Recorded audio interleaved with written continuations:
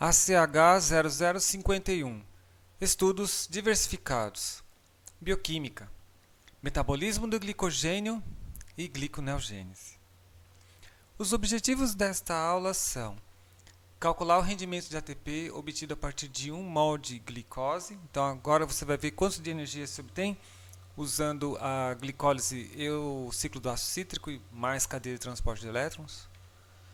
Conhecer o metabolismo da degradação do glicogênio, que é aquele açúcar de reserva, que nós falamos quando estávamos dizendo que o amido também era açúcar de reserva das plantas, né, o glicogênio em humanos. Conhecer as reações que iniciam a gliconeogênese. Gliconeogênese é a produção de glicose a partir de substratos que não são glicose. Saber como a gliconeogênese produz glicose a partir de piruvato, lactato e aminoácidos, que são esses substratos que eu disse que não são glicose. Então consigo, a partir de outras moléculas, produzir glicose. Qual é o propósito dessa glicose? Também será explicado nesta aula. Nossa primeira pergunta. Qual é o rendimento de ATP obtido a partir da oxidação de 1 mol de glicose? Então, vamos calcular o rendimento da oxidação completa da glicose. Então, vamos lá. A primeira etapa é a glicólise. Eu vou degradar a glicose até 2 moléculas de piruvato. Então, essa via você já conhece muito bem. Então, aqui está a glicólise, as 10 etapas, e eu degrado glicose até piruvato. Você observa aqui que nós gastamos 2 ATPs, mas aqui produz 2 mais 2, 4, 4 menos 2, 2. Então, o rendimento dessa etapa é 2 ATPs. Além disso, aqui na gliceraldeído 3-fosfato deshidrogenase, eu oxido essa molécula com NAD+, e produzo um NADH. NADH é um portador de elétrons. Nós já vimos o quanto que a gente consegue de retorno com esses elétrons, né? Os elétrons na cadeia de transporte, eles produzem o gradiente de prótons que permite a síntese de ATP. Então, na glicólise, nós temos 2 coenzimas reduzidas que são produzidas, 2 NADH, e 2 ATPs que são formados. Então, essa é a primeira etapa da oxidação completa da glicose. Segunda etapa, os 2 piruvatos eles serão convertidos em acetil-CoA, no complexo piruvato deshidrogenase. Então, piruvato mais coenzima A mais NAD+, produz acetil-CoA, gás carbônico, aquele gás carbônico que você exala na respiração, e NADH, coenzima reduzida que carrega um elétron. Quem faz isso é um complexo enzimático chamado piruvato deshidrogenase, que tem aquelas enzimas E1, E2 e E3 que nós vimos, né? Que dependem de várias vitaminas, né? Então, a tiamina, tem o ácido lipólico aqui também, e a riboflavina, no caso do FAD. Então, nessa etapa, produziu-se 2 mols de NADH. Então, eram 2 piruvatos, né, que foram convertidos a 2 acetil-CoA, produzindo 2 NADH. Terceira etapa. A terceira etapa é, esses 2 acetil-CoA vão rodar o ciclo do ácido cítrico, o ciclo de Krebs. Então, está ele aqui. Então, o primeiro acetil-CoA roda, eu produzo 1, 2, 3 NADH, 1 FADH2 e 1 GTP, que a gente já sabe que consegue converter em ATP. Segunda volta, mesma coisa. Então, na verdade, após 2 voltas, eu vou produzir 2, 4, 6 mols de NADH, 2 de FADH2, 2 de ATP. Então, está aqui, 6 NADH, 2 FADH2, 2 GTP, que a gente sabe que é ATP. Vamos somar o que foi produzido na primeira etapa, na segunda etapa e na terceira etapa. Quanto que nós temos? Nós temos 2 mais 2 mais 6, 10, 2 FADH2. Como isso aqui é ATP, eu já converti, né? 2 mais 2, 4. Então, isso daqui é sem a cadeia de transporte de elétrons. Só produziu 4 ATP. O resto está guardado aqui, nas coenzimas. Vamos para a quarta etapa. A quarta etapa é NADH e FADH2 serão oxidados na cadeia de transporte de elétrons. Então, eles vão doar seus elétrons Isso vai permitir a fosforilação oxidativa, a produção de ATP em função do gradiente de prótons gerado. Então isso nós já vimos, né? NADH doa seus elétrons para o complexo 1, que doa esses elétrons para a coenzima Q. Succinato, deshidrogenase é a enzima que é componente do complexo 2, converte succinato em fumarato, FADH2 em FAD, e doa seus elétrons para a coenzima Q. Coenzima Q doa seus elétrons para o complexo 3, que doa seus elétrons para o citocromo C, que doa seus elétrons para o complexo 4 e que doa para o receptor final, que é o oxigênio, formando água. Em paralelo a esse transporte, prótons são bombeados da matriz pelos complexos 1, 3 e 4. Então a gente vai ter o espaço intermembranas da mitocôndria, né? Isso aqui ocorre essa aqui é a membrana interna mitocondrial, né? O espaço intermembranas fica mais positivo que o lado da matriz, e quando os prótons retornam, eles produzem ATP, que eles vão girar a proteína turbina, que é esse FO, né? E em F1 a gente sintetiza ATP, como nós vimos lá. A pergunta é: qual é o rendimento de ATP por mol de NADH que eu coloco? E qual é o rendimento de ATP por mol de FADH2 que eu coloco, que eu dou o elétron para a cadeia? Então está aqui. 1 mol de NADH, esse valor aproximado, né? Ele vai gerar 3 mols de ATP. 1 mol de FADH2, ele vai produzir 2 mols de ATP. Agora, como você sabe quanto de ATP NADH e FADH2 produz, você pode retornar para aquela tabela e fazer os cálculos. Então a gente sabe, né? Isso daqui eu vou ter que multiplicar por 3 e esse eu vou ter que multiplicar por 2. Então tá fácil. 10 vezes 3 dá 30, 2 vezes 2 dá 4. Agora a gente pode completar a tabela. Coenzimas produzidas ao todo vão ser 34 ATPs e mais a fosforilação em nível de substrato, 4. Então, ao todo, eu produzo 38 ATPs. Veja que só foi possível produzir toda essa quantidade de energia, que a gente tinha parado aqui, né? Que é a cadeia de transporte de elétrons. Só foi possível fazer isso porque regenerou-se, as coenzimas foram regeneradas. E isso depende da respiração. Então é óbvio que para você conseguir boas quantidades de energia para o corpo, você tem que fazer práticas aeróbias, né, que elas geram mais energia para você. Por outro lado, né, principalmente para quem estuda gerontologia sabe disso, lá na cadeia de transporte de elétrons eu tenho elétrons. Se vazar um elétron e o oxigênio pegar o elétron, ele vira aquele superóxido, que é um radical livre, e isso causa envelhecimento. Então, o oxigênio tem duas faces, né? Ele te dá a possibilidade de produzir muita energia e, por outro lado, ele te envelhece. Bom, agora vamos falar de outra coisa. Você tomou café da manhã, almoçou, jantou e ao anoitecer você foi dormir. Você parou de comer. E teoricamente, se você dormiu bem, você dormiu 8 horas, um mínimo de 8 horas que é o recomendado. Nessas 8 horas você não comeu absolutamente nada.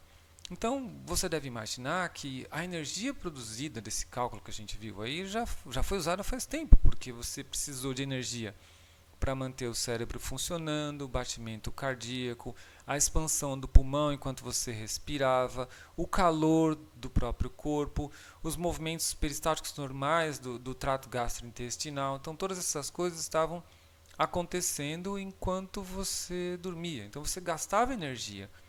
E, muito provavelmente, essas reservas aí, essas coisas que você guardou, foram embora. Então me explica uma coisa, como é que acontece isso? Como é que quando você acorda de manhã você tem energia para fazer as suas atividades do dia, né? Ou melhor, de onde vem a energia que usamos ao acordar? Bom, para responder isso eu preciso te mostrar uma coisa. Então isso aqui são duas células distintas, uma célula de planta e uma célula de mamífero. Na célula de planta o composto que guarda a energia é o amido. Então aqui são grânulos de amido que está presente nos cloroplastos aqui. Então é esse amido que você tem acesso e produz energia quando você come, por exemplo, um pão ou você come uma batata frita, tá dentro da célula lá, esse amido.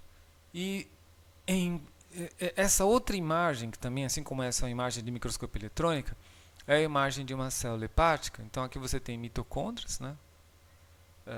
E você tem esses pontos escuros que são grânulos de glicogênio, que é o açúcar de reserva nosso. Né? Você também produz um açúcar de reserva, assim como a planta. Ele é muito parecido na estrutura como o amido. Né? Assim como o amido é um polímero de glicose, o glicogênio também é um polímero de glicose. Onde tem glicogênio em seu corpo? No fígado. E, em particular, está dentro dos hepatócitos, as células do fígado. Em termos de massa, é 10% da massa do fígado. O fígado tem de 1.200 a 1,5 kg, né? 1.200 gramas a 1.500 gramas. Então, 10% do peso vai até mais ou menos 120, 150 gramas do fígado é glicose. Qual o propósito disso? O propósito disso é alimentar seu cérebro. Então, sempre que baixa a concentração de glicose no seu sangue, o fígado ele vai reabastecer o sangue com glicose, degradando o glicogênio reservado. Onde mais tem glicogênio? No músculo esquelético. Faz todo sentido isso, porque você faz várias atividades todo dia, você se move, você tem que ter a glicose, né? Você tem que ter substrato disponível para você trabalhar e se mover ali, na célula que você usa para a contração muscular. As células que guardam essa reserva são os miócitos, as células musculares, e você tem aí cerca de 2% da massa total do músculo é glicogênio. Agora, se você fizer uma continha aqui bem simples, né? Então você tem um indivíduo de mais ou menos 70 quilos. 45% dessa pessoa é massa muscular. Então, vezes 45 dividido por 100. E 2% disso é glicogênio. Então, vezes 2 dividido por 100. Então, esse é o valor em quilos. 0,63 quilos, que é 630 gramas. Essa é a massa de glicogênio no corpo de um indivíduo que tem 70 quilos. Aí você pode calcular para a sua massa. Ok, nós sabemos onde está. Como é o metabolismo da quebra do glicogênio? Então, esse metabolismo começa com o estudo da estrutura da molécula, que você vai ver que não é diferente em nada da molécula do amido. É um polímero de glicose com ligação alfa 4. Depois você compara lá com o vídeo do amido, você vai ver que é a mesma coisa. E também é ramificado, enfim, essas coisas todas aí batem. Né? Bom, como que ocorre a quebra desse glicogênio? A enzima que inicia essa quebra, ela se chama glicogênio fosforilase. Então, eu tenho um glicogênio que tem N unidades de glicose, né? Então tem vários, glicose 1, 2, 3, N, e eu tenho aqui a extremidade não redutora. Lembra que aqui vai ter a extremidade redutora que reage com cobre, aqui não. A extremidade que reage com cobre é sempre essa pontinha, né? Como está ligado assim, não reage, mas o último aqui da ponta está aberto. Né? E aí vem a enzima, glicogênio fosforilase, ela vai precisar de um fosfato inorgânico e vai clivar essa ligação e adicionar um fosfato na posição 1. Veja, ele estava assim, eu abri, coloquei fosfato na posição 1 e agora o meu glicogênio ele é menor. Ele tem glicose N-1 unidades de glicose. Então, é simples assim. Glicogênio fosforilase hidrolisa o glicogênio, produz glicose 1-fosfato, que é essa molécula. E isso segue pelo seu metabolismo. Tá aí, glicose 1-fosfato. A glicogênio fosforilase ela é uma enzima que tem como cofator piridoxal fosfato, que é essa molécula que está indicada aqui. É algo que você tem que ingerir, certo? Então ele é um cofator de a piridoxina, né? Você ingere, isso tem nesses compostos de A, zinco, né? Mas em geral eu sou mais favorável a você tirar isso dos alimentos, né? Piridoxal fosfato também é mais conhecido como o nome de vitamina B6, que é uma das vitaminas do complexo B. Onde você encontra isso? No fígado. Faz muito sentido isso, né, gente? Porque, veja bem, o fígado é onde tem o glicogênio, onde tem a enzima que mobiliza. Então o piridoxal está aqui.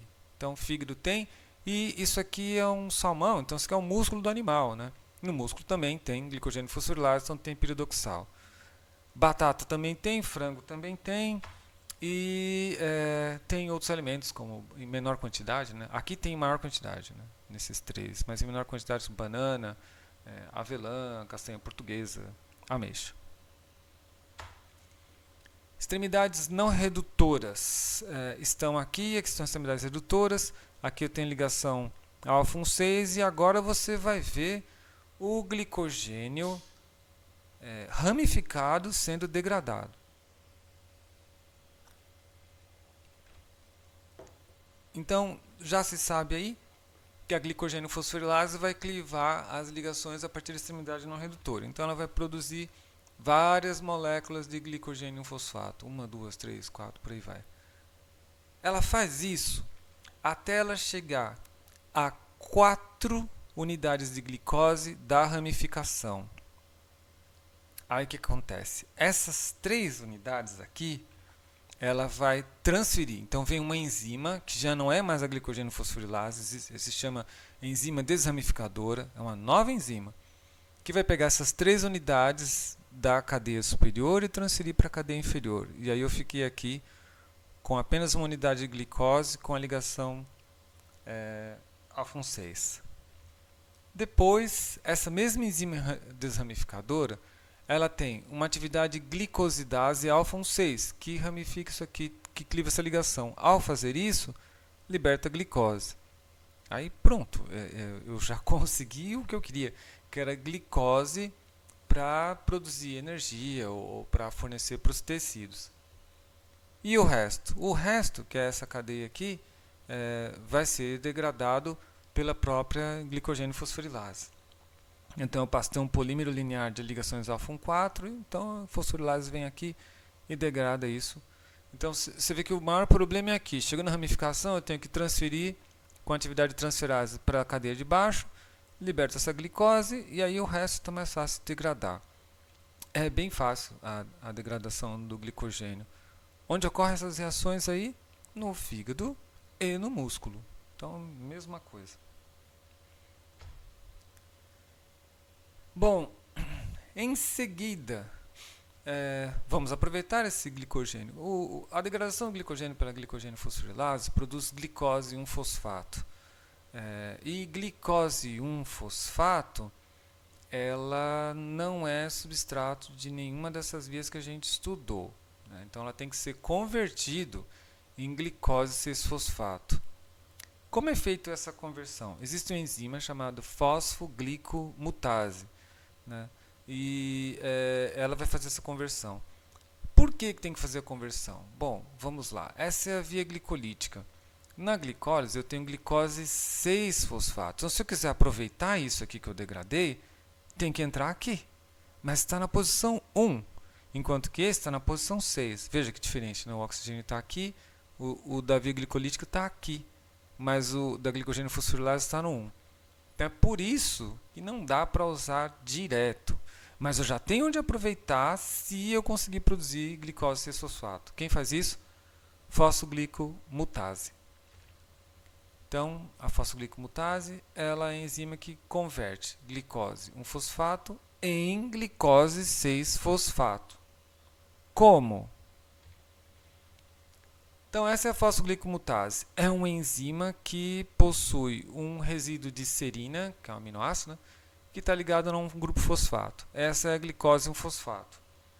Então, inicialmente, glicose 1-fosfato reage com a enzima e eu produzo uma glicose bisfosforilada. Então eu vou ter glicose 1,6-bisfosfato.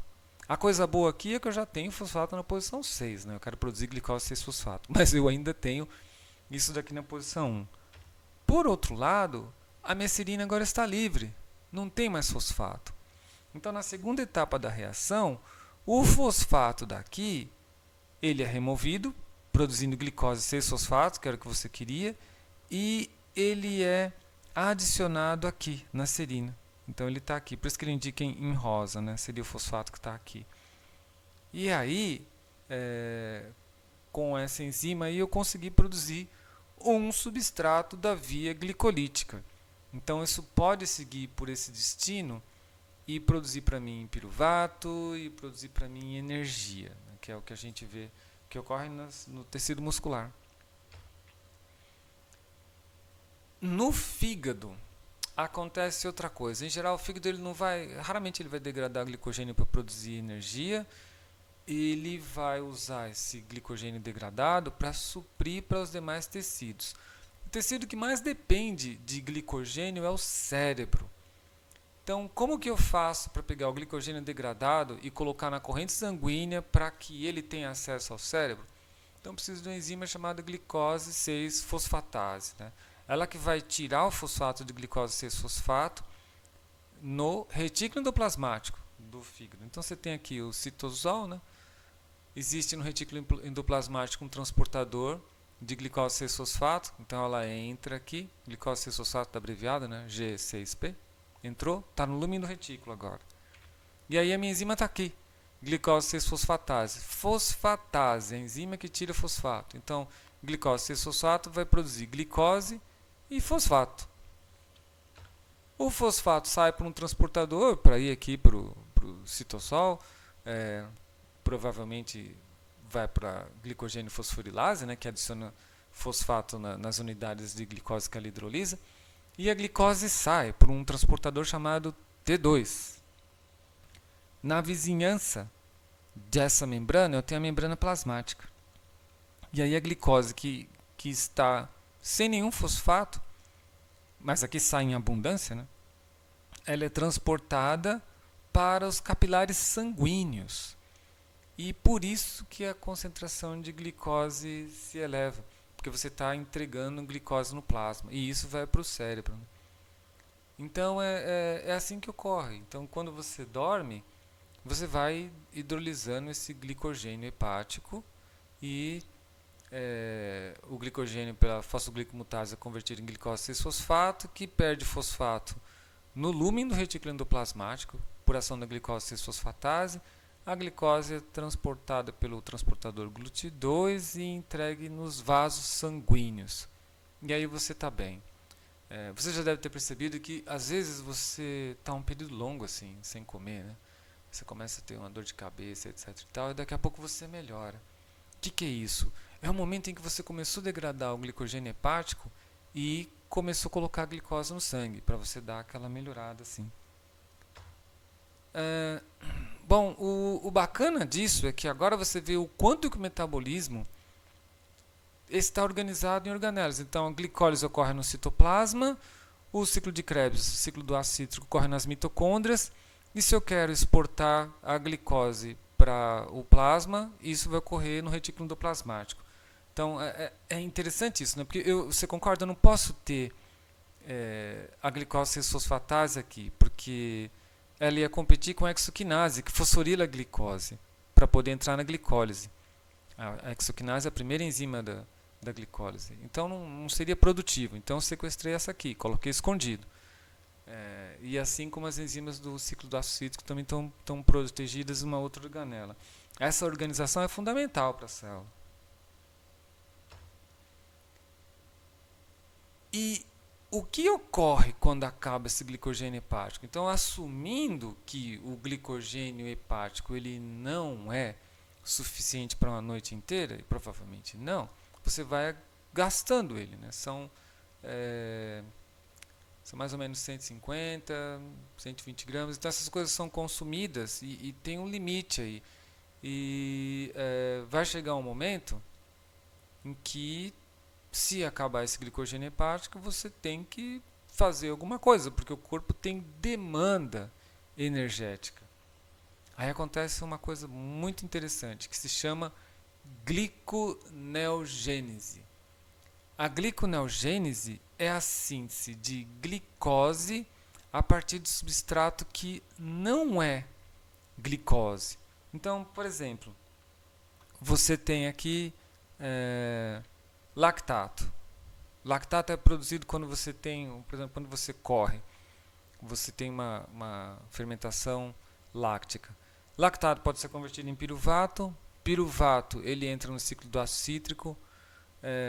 Aminoácidos do seu músculo também podem ser utilizados aqui. O glicerol dos ácidos graxos também. E aí eu vou produzir fosfenolpiruvato que sobe pelas enzimas do ciclo da glicólise, produz glicose 6-fosfato e aí dá origem, por exemplo, a disacarídeos. Isso no caso das plantas, né? Porque aqui a gente tem em animais e plantas. Ou outros monossacarídeos, ou glicoproteínas. Nós produzimos glicoproteínas, que são proteínas que têm açúcares decorando elas. Ou sintetizar glicogênio a partir disso daqui, é possível. Reconstruir o glicogênio a partir dessas fontes. Ou produzir glicose plasmática, para quando a glicose do glicogênio hepático chegar a um nível muito baixo. Os ácidos graxos, eles são compostos de, lembra que é triacilglicerol, né? O glicerol ele é utilizado para produzir glicose, porque o glicerol são 3 carbonos. Já os ácidos graxos não, vão fazer outra coisa. Nós vamos estudar em outra aula. E nas plantas, aí vem a grande maravilha, né? Elas fixam CO2, que a gente está vivendo uma época aí que precisa fazer um reflorestamento global intenso antes que aconteça uma catástrofe muito ruim com o aquecimento global. E esse CO2 ele é convertido num composto chamado 3-fosfoglicerato. E 3-fosfoglicerato ele dá origem ao amido e também dá origem à sacarose. Então, o que a cana-de-açúcar faz? Pega CO2, produz isso daqui e gera sacarose. A sacarose que é o seu açúcar de mesa. As plantas, para fazer isso daqui, elas usam energia e essa energia vem do sol. Então, nas plantas, que é o que está em verde aqui, elas usam energia solar para produzir esses açúcares que nós temos de bandeja para nossa alimentação. E nós usamos os aminoácidos presentes no nosso músculo. Você degrada seu músculo. Você fica sem comer, você começa a degradar ele, perde massa muscular. Ou piruvato e lactato para produzir essas coisas todas aqui, né? Glicoproteínas, glicogênio, glicose. Como funciona isso? Então, como é que inicia essa gliconeogênese? Então, nós vamos partir do primeiro substrato aqui, o lactato. Então, lactato, ele vai reagir com NAD+, lembra? Isso daqui ele retira elétrons, né? E produzir NADH. Então, lactato desidrogenase está aqui. É a enzima que converte lactato em piruvato e NAD+ em NADH. Então eu tenho que ter essa enzima funcionando, senão eu não saio daqui. De onde vem esse lactato?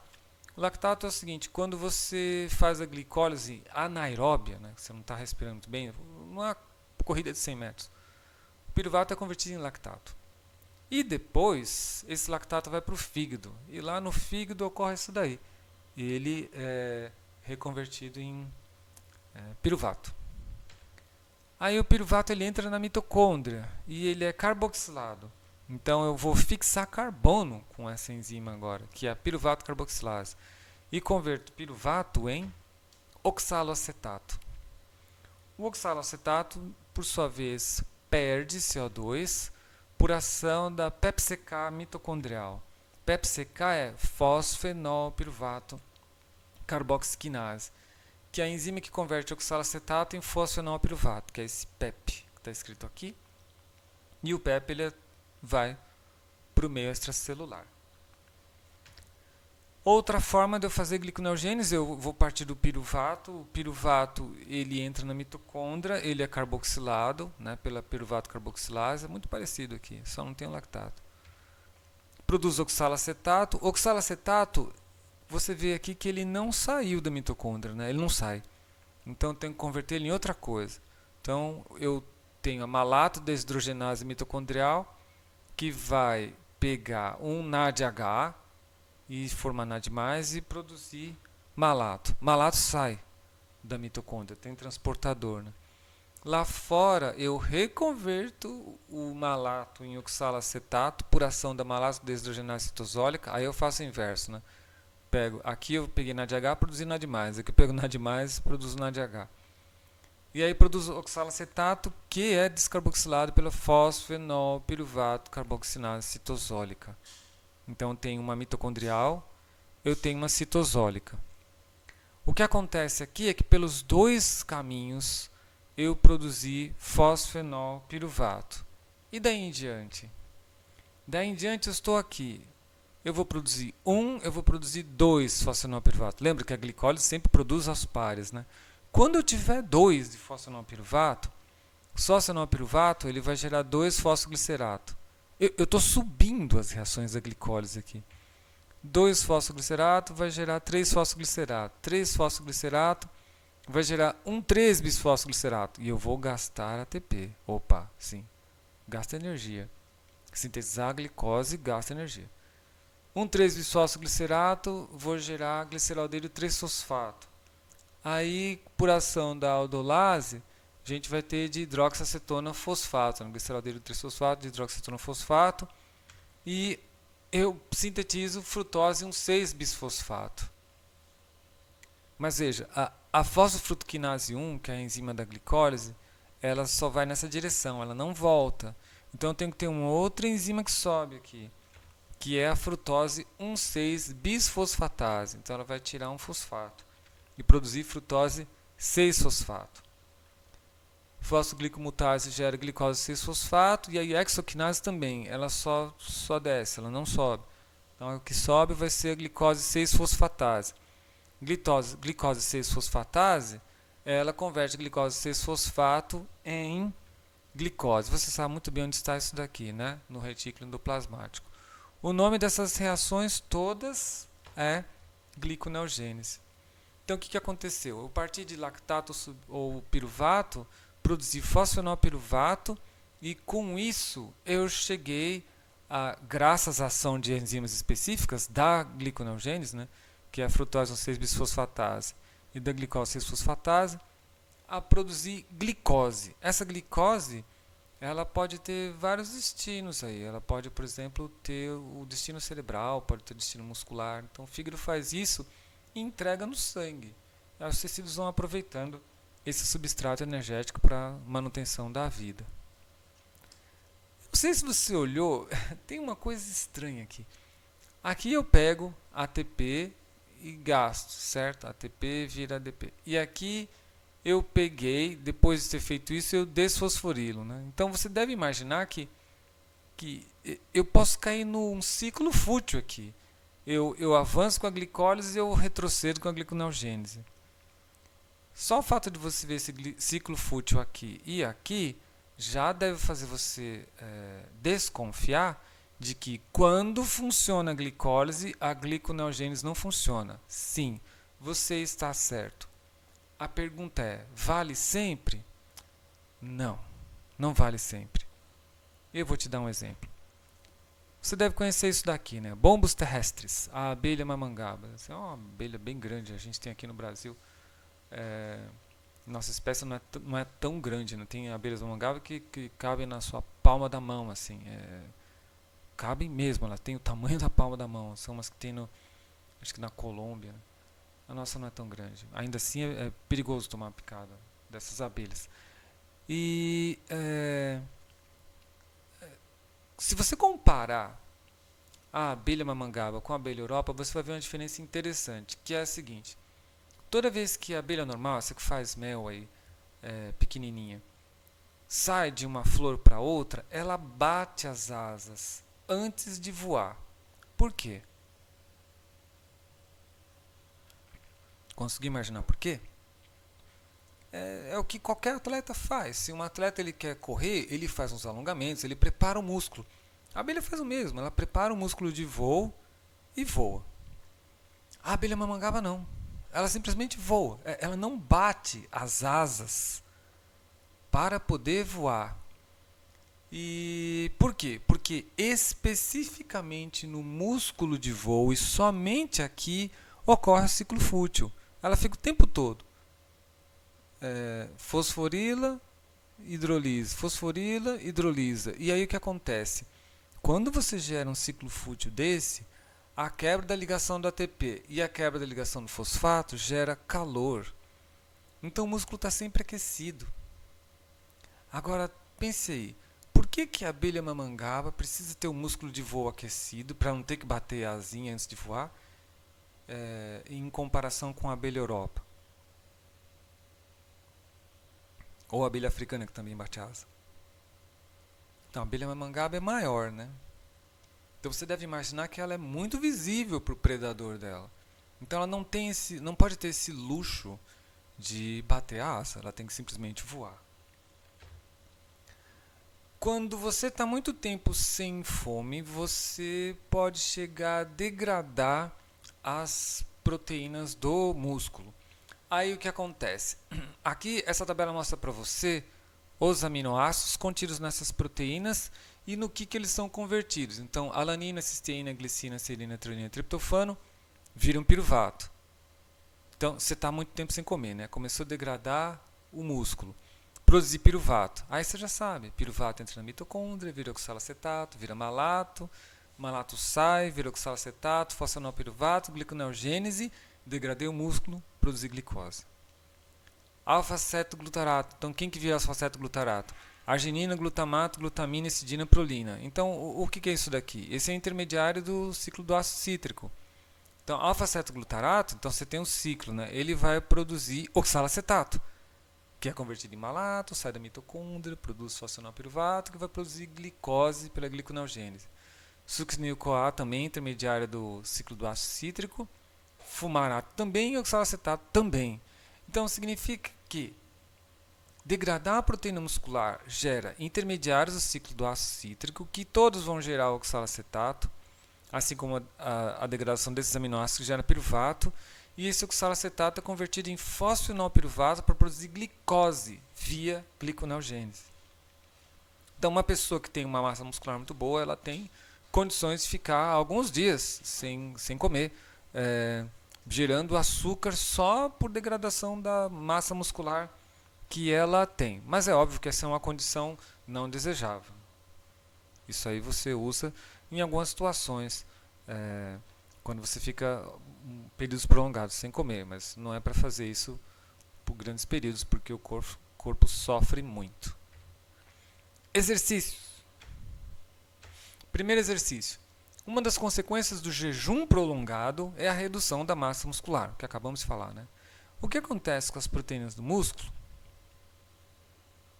Tá fácil, né? As proteínas do músculo são degradadas ou em intermediários do ciclo do ácido cítrico ou em piruvato. Né? Então aqui são os aminoácidos produzidos pela degradação das proteínas do músculo. E esses aminoácidos aqui vão suprir o corpo de glicose. É só você olhar, pega depois essa aula da estrutura de aminoácido e vê que o aminoácido ele tem um grupo amino. Se você tira o grupo amino, tudo que sobra é um esqueleto de carbono.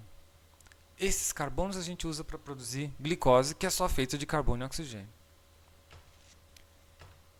Respondida a pergunta 1. Pergunta 2. Essa é relativamente importante. Então, consumo de álcool após períodos de atividade física intensa ou após não se alimentar por várias horas resulta em deficiência de glicose no sangue, hipoglicemia.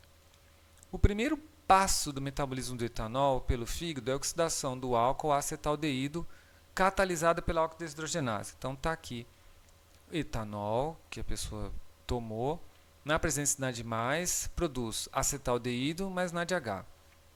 Okay? Então aqui nós vamos gastar o NAD+, que está disponível para poder produzir isso daqui. E isso é o que deixa as pessoas bêbadas. Né? A gente já viu isso na aula de cinética enzimática. Explique como essa reação inibe a transformação de lactato em piruvato. Então, observe, o etanol consome NAD+. Então, como é que isso inibe a transformação de lactato em piruvato? Então, está aqui. Etanol consome esse aqui, ó, o NAD+. Então, eu não consigo produzir piruvato a partir do lactato. Como eu disse a você, numa atividade física intensa, produz lactato. Então, se a pessoa ela toma uma caipirinha depois dessa atividade física, ela não consegue regenerar piruvato e nem sintetizar glicose no fígado, que ele não consegue regenerar, a glicose e vai acumular lactato. Então ele vai ter provavelmente, talvez, câimbras musculares, dores aí, e vai começar a passar mal, porque a quantidade de glicose do plasma pode declinar um pouquinho. Por que isso leva à hipoglicemia? Bom, então você já sabe, né? Se eu não estou convertendo lactato em piruvato, eu não produzo oxalacetato, nem fosfenolpiruvato e não produzo glicose.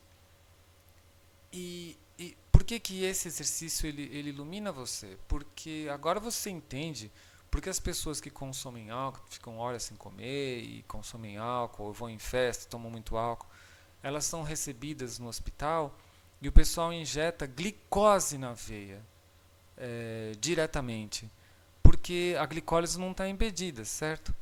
Então você a parte mitocondrial sim, ou seja, a gliconeogênese que ocorre inicia na mitocôndria não tem como acontecer, mas a glicólise acontece naturalmente, né?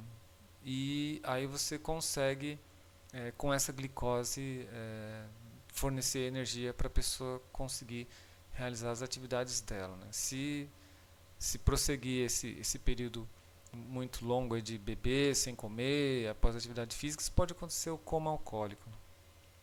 Então eu sugiro que você compartilhe isso com o maior número de colegas que você puder. Essa é uma mensagem importante, sabe? Então, quando a pessoa ela exagera na dose de consumo de bebida alcoólica, ela está arriscando a vida dela. E talvez ela não consiga chegar a tempo ao hospital para tomar essa injeção de glicose. Resumo. 1 mol de glicose produz 38 mols de ATP. E a gente viu como, né? Glicólise, aí depois a glicólise vai para o complexo piruvado de deshidrogenase, ciclo do ácido cítrico, cadeia de transporte de elétrons. E a gente computou tudo isso. O glicogênio do fígado e do músculo é degradado pela glicogênio fosforilase e pela enzima desramificadora, que é aquela enzima lá que vai pegar aqueles três unidades de glicose, colocar na cadeia de baixo e depois hidrolisar aquela ligação alfa-1,6, liberando glicose direto. O resto vai acontecer assim: glicose 1-fosfato produzido é convertido pela fosfoglicomutase em glicose 6-fosfato, que no retículo endoplasmático sofre a ação da glicose 6-fosfatase e aí eu produzo glicose que é entregue no sangue para alimentar o cérebro, por exemplo. As reações de iniciação da gliconeogênese convertem um piruvato em oxalacetato. Então, quem faz isso daí é piruvato carboxilase. E esse oxalacetato é convertido em fosfenolpiruvato, né? Quem faz isso é fosfenolpiruvato carboxiquinase. E aí sim, com fosfenolpiruvato eu produzo glicose. E essa glicose, ela é necessária para atender as demandas de vários tecidos. O tecido que tem mais demanda é o cérebro. E finalmente, a gliconeogênese produz glicose a partir de piruvato e lactato e aminoácidos, né? Ela que mantém os níveis de glicose no sangue. E ela é essencial para os períodos em que você fica sem se alimentar. Concluo assim a aula de metabolismo do glicogênio e gliconeogênese.